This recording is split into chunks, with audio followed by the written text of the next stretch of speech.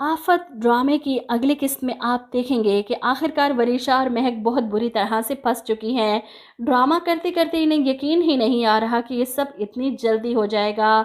उमर के माँ बाप ने फौरी तौर पर निकाह और शादी की डेट फाइनल कर दी और महक कुछ कर ही ना पाई। इधर वरीशा परेशान कि मुझे ये सारा ड्रामा नहीं करना, मैं इस सब का हिस्सा नहीं बनना चाहती। लेकिन दादो तो निकाह का जोड़ा तक तैयार करवा चुकी हैं। वहाज ज़रा मेरी बच्ची को उड़ाना तो देखो तो सही कैसा लग रहा है इस पर।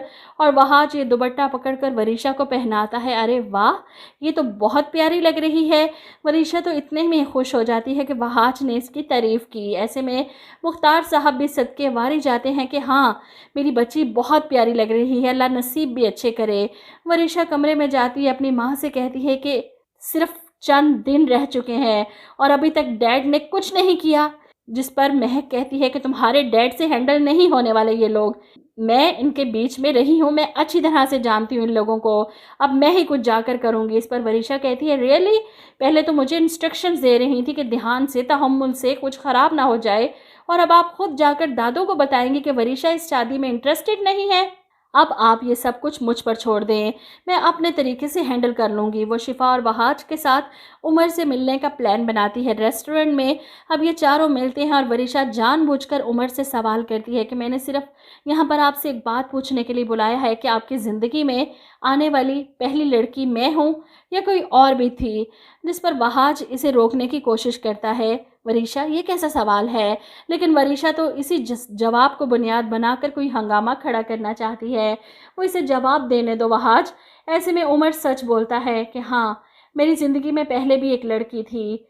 वरीशा नाम पूछती है तो वो सामने बैठी शिफा का नाम ले लेता है कि मैं शिफा को पसंद करता था। अब यहाँ पर वहाज के चेहरे का रंग उड़ जाता है ये सुनकर। वहीं शिफा भी हैरान परेशान, उमर ये कैसी बातें कर रहे हैं आप? और यहाँ पर वरीशा के दिल में जो खुशी से लड्डू फूटे हैं ना ये सुनकर। लेकिन उमर यहाँ पर बात को संभाल लेता है कि शिफा, मुझे आप अच्छी लगी थी, लेकिन जब मुझे पता चला कि आप वहाज से मोहब्बत करती हैं और वहाज आपसे, तो मैं पीछे हट गया। मैं किसी की मोहब्बत छीनना नहीं चाहता। वरीशा मुझे अच्छी लगी हैं तो मैं इनसे शादी कर रहा हूँ। वो वरीशा जो बात को बिगाड़ना चाहती थी, लेकिन उमर इस बात को संभाल लेगा। वहीं वहाज का शक भी दूर हो जाएगा और शिफा भी शर्मिंदगी से बच जाएगी। लेकिन वरीशा उमर के साथ अलग खड़ी होकर इसे बदगुमान करने की कोशिश करती है खुद से कि मेरे जो स्टेप डैड है ना, वो मेरे लिए एक भयानक सच्चाई हैं। कभी कभी मुझे लगता है अगर वहाज ना होता तो पता नहीं मेरे साथ क्या हो जाता। वो रोज़ाना की बुनियाद पर उमर से मिल रही है, इसे बदगुमान करने की कोशिश कर रही है।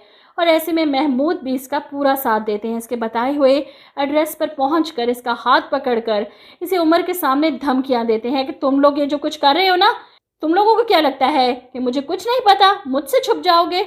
छोड़ूंगा नहीं मैं तुम्हें भी और तुम्हारी माँ को भी।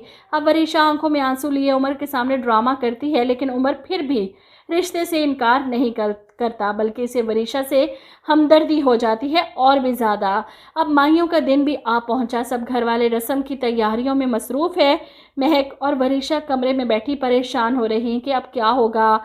मेहमान भी आ गए। महक फ़ोन करती है महमूद को कि यहाँ शीरी और मेहरुन्निसा वार पर वार करती जा रही हैं। महमूद, तुम प्लानिंग करते रह जाओगे, यहाँ पर वरीशा को रुखसत भी कर देंगे, लड़के वाले आ गए हैं और तुम्हारे इस ड्रामे का उमर पर कोई असर नहीं हुआ। और यूं वरीशा को घर वालों के प्रेशर में आकर उमर के साथ बैठकर सारी रस्में पूरी करनी पड़ती हैं। बैठी तो वो उमर के साथ है, लेकिन नज़रें इसकी वहाज और शिफा पर है।